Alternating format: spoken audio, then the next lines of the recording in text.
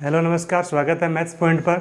आज की क्लास में हम पेपर सोल्व कर रहे हैं रीट लेवल फर्स्ट का मैथ्स से क्वेश्चन इसमें सोल्व कर रहे हैं। पहला क्वेश्चन है, निम्न में से कौन सा संख्या 420 का सही अभाज्य गुणनखंड कौन सा है। तो यहाँ पर 2 गुणा 2 गुणा 7 गुणा 15 15 है, यह अभाज्य संख्या नहीं है। यहाँ 21 अभाज्य संख्या नहीं है, और यहाँ पर 2 गुणा 6 6 अभाज्य संख्या नहीं है, और यहाँ 2 गुणा 2 गुणा 3 गुणा 5 गुणा 7 2 दूनी 4 4 3 12 12 5 60 60 को 7 से गुणा करेंगे 420, और सारे जो गुणनखंड है वो अभाज्य संख्या है। तो इसका डी ऑप्शन सही हो जाएगा, ये अभाज्य गुणनखंड है, सही अभाज्य गुणनखंड है। नेक्स्ट क्वेश्चन है, किन्हीं दो संख्याओं का लस है 60 है और मैस है 5 है, तो निम्न में से वह संख्याएं कौन सी है दो जिनका लस है 60 है और मैस है 5 है। 20 और 30 का मैस है 10 है। मैस है वो बड़ा संख्या होती है जिसका इन दोनों में भाग चला जाए, और लस है वह छोटी संख्या होती है जो 20 के पहाड़े में भी आ जाए और 30 के पहाड़े में भी आ जाए। तो 20 और 30 का जो मैस है वो 10 होगा, जबकि मैस है कितना बोल रहा है ये 5, तो ये नहीं हो सकता। 10 और 30 का मैस है 10 है, तो ये भी नहीं हो सकता। 15 और 40 का मैस है 5 है, और लैस है 15 और 40 का लैस है 120 होगा, तो ये ऑप्शन भी नहीं हो सकता।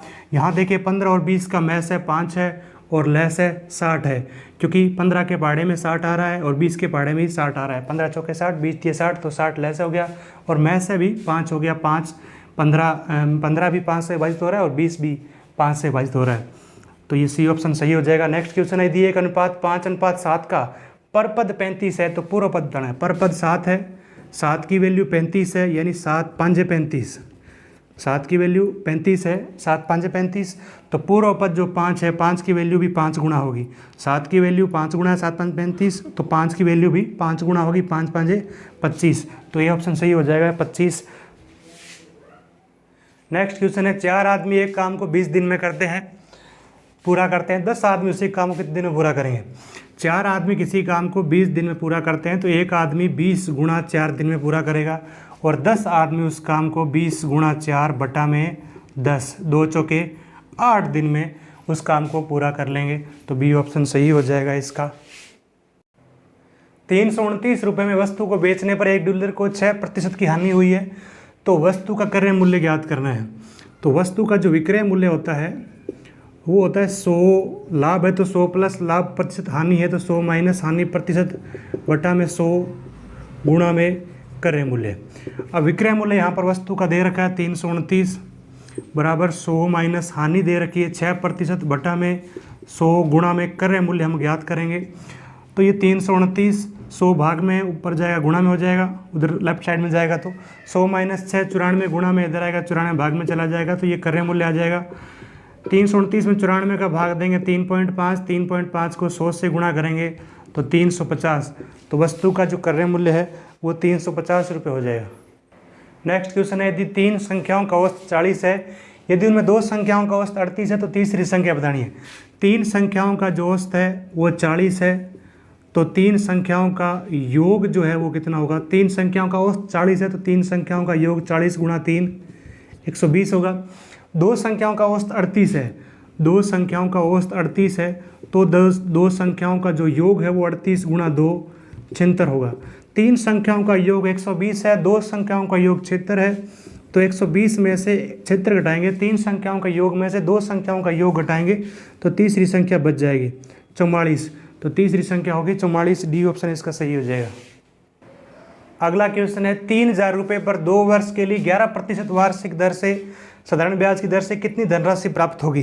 मूलधन है यहाँ पर 3000 समय 2 वर्ष है, दर 11% है। साधारण ब्याज ज्ञात करेंगे। साधारण ब्याज होता है मूलधन गुणा समय गुणा दर बटा 100।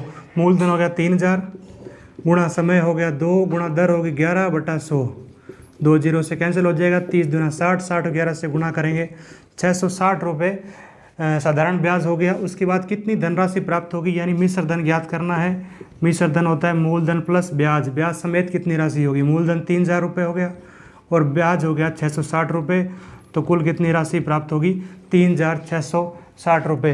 बी ऑप्शन इसका सही हो जाएगा।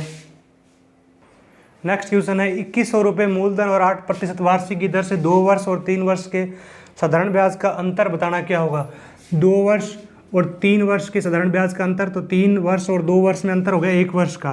तो 1 वर्ष में ब्याज का अंतर का मतलब है 1 वर्ष का साधारण ब्याज ज्ञात करना है। और साधारण ब्याज होता है मूलधन गुणा समय गुणा दर बटा 100। मूलधन हो गया 2100 गुणा मूलधन गुणा समय हो गया 1 वर्ष का बताना है तो 1 हो गया, दर हो गई 8 बटा में 100, 2 जीरो से कैंसिल हो गया, 21 168। तो 1 वर्ष का जो ब्याज का 1 वर्ष 2 वर्ष और 3 वर्ष के ब्याज का अंतर बताना है, तो इसका मतलब 1 वर्ष का साधारण ब्याज बताना है जो 168 हो जाएगा। बी ऑप्शन इसका सही हो जाएगा। एक साइकिल 1800 रुपये में खरीद कर 12% लाभ पर बेची गई है, तो विक्रय मूल्य बताना है। तो विक्रय मूल्य होता है 100, लाभ हो रहा है तो 100 प्लस लाभ प्रतिशत बटा 100 गुणा क्रय मूल्य। तो यहाँ पर 100 प्लस लाभ प्रतिशत है 12 बटा में 100 गुणा क्रय मूल्य, यहाँ पर 1800, 2 जीरो कट गया, 100 और 12 हो गया 112। 112 को 18 से गुणा करेंगे, 18 दूना 36 का 6, 3 18 कम 18 3 21, 18 कम 18 और 2 20, 2016 रुपये उस साइकिल का विक्रय मूल्य होगा। इस चित्र में ए का मान बताना है। ये एक सरल रेखा है, तो इसके एक की ओर बने इन तीनों कोणों का जोड़ 180 डिग्री होगा। ये 2 प्रतिच्छेदी रेखाएं हैं, शीर्षाभिमुख कोण बराबर होता है, ये 90 है तो ये 90 होगा। उसके बाद 40 और 90 और 5 है, इन तीनों कोणों का जोड़ 180 डिग्री होगा, क्योंकि ये तीनों कोण इस सरल रेखा के एक ही ओर है। 40 और 90 हो गया 130। 180 में से अगर 130 घटाएं तो जो बचा हुआ कोण है ये कोण 50 डिग्री होगा, जो यहाँ पर 5a लिखा हुआ है। तो 5a जो है वो 50 के बराबर है, तो a किसके बराबर होगा 50 बटा 5, a बराबर होगा 10 डिग्री। बी ऑप्शन इसका सही हो जाएगा। 1 वर्ग मीटर x वर्ग मिलीमीटर के बराबर है, तो x का मान बताना है, यानी वर्ग मीटर को वर्ग मिलीमीटर में बदलना है। तो सबसे पहले एक जो सेंटीमीटर होता है वो 10 मिलीमीटर के बराबर होता है। 1 सेंटीमीटर जो है वो 10 मिलीमीटर के बराबर होता है।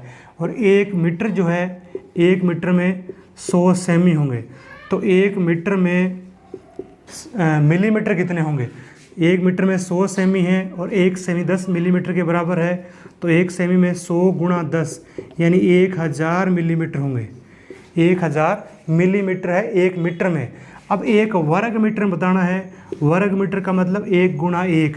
तो इसी तरीके से यहाँ भी वर्ग होगा 1000 का, तो 1000 गुणा 1000 मिलीमीटर होंगे 1 वर्ग मीटर में। 1000 गुणा 1000 मिलीमीटर होंगे। 1000 गुणा 1000 का मतलब इकाई, दाई, सैकड़ा, हजार, 10,000, लाख, 10 लाख,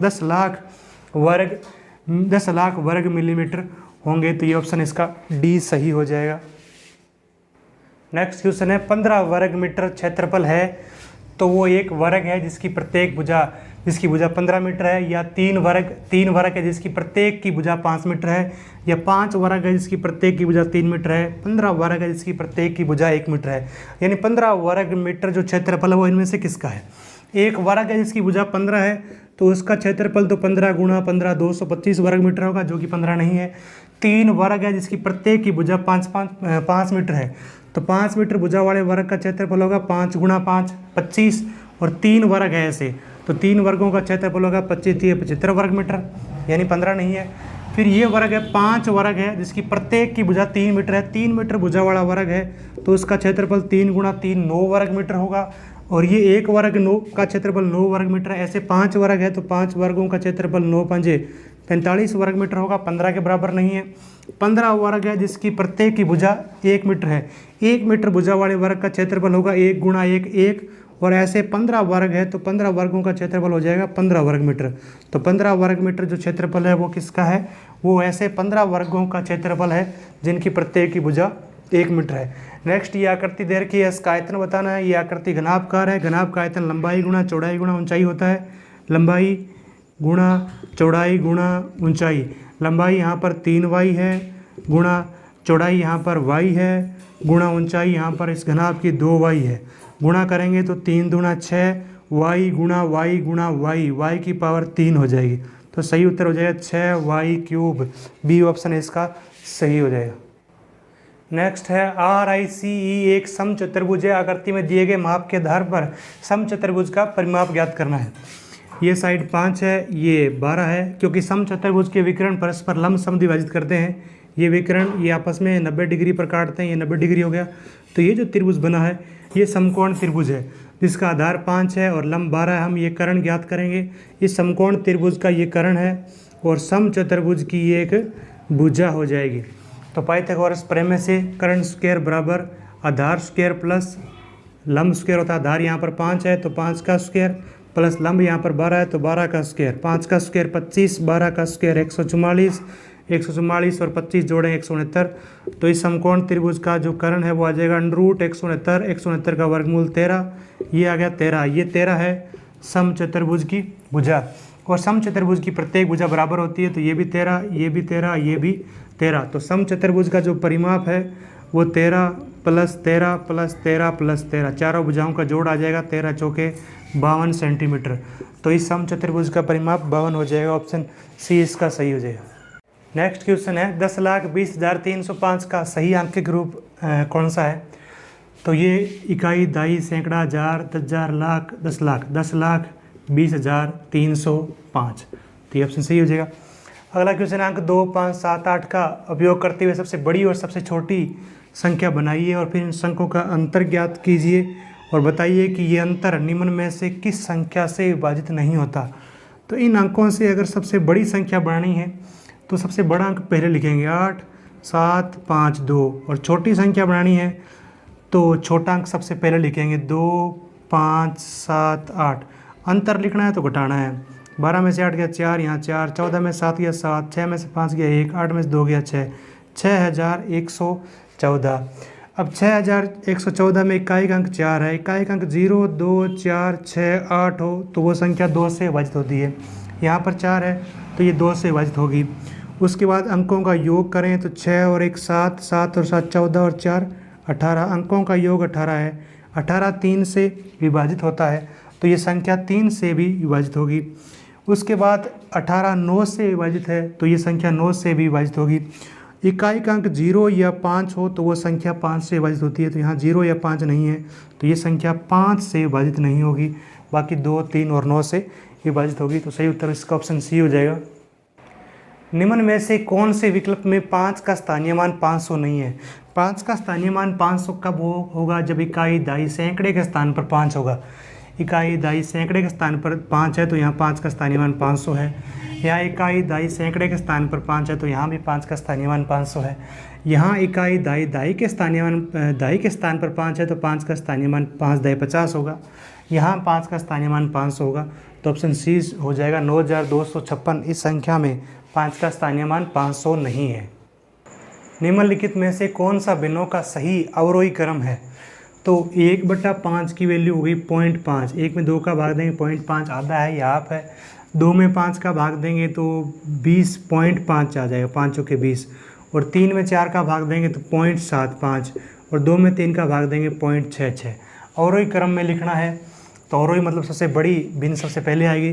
तो सबसे बड़ी भिन्न जो 0.75 वैल्यू दे रही है 3/4, उससे छोटी आएगी 0.66 वाली 2/3, उससे छोटी आएगी 0.5 वाली 1/2 और सबसे छोटी होगी 2/5। तो ये ऑप्शन है वो सही हो जाएगा। 3/4, 2/3, 1/2, 2/5 बी ऑप्शन में है ये। तो ये बी इसका सही हो जाएगा। नेक्स्ट क्वेश्चन है 1 से 30 के बीच में कितनी अभाज्य संख्या होती है? अभाज्य संख्या वो होती है जो स्वयं और 1 के अलावा किसी और संख्या से विभाजित ना हो। जैसे 2, 2 के बाद 3, 3, 5, फिर आ जाएगा 7, 8, 9, 10, 11 अभाज्य, 11 के बाद 12, 13 अभाज्य है, फिर 14, 15, 15 भाज्य है, 16 भाज्य है, 17 भाज्य है, 18 भाज्य है, 19 भाज्य है, 20, 21 भाज्य है, 22 भी भाज्य है, 23 भाज्य है, 24, 25, 26, 27, 28 और 29 अभाज्य है। तो 1 और 30 के बीच में ये अभाज्य संख्या है। तो 1, 2, 3, 4, 5, 6, 7, 8, 9, 10 संख्या अभाज्य है। सी ऑप्शन सही हो जाएगा। इसका लास्ट सवाल है निम्न में से कौन सा अनुपात सबसे बड़ा है? तो 7/3, 7 में 3 का भाग देंगे 2 पॉइंट समथिंग आएगा।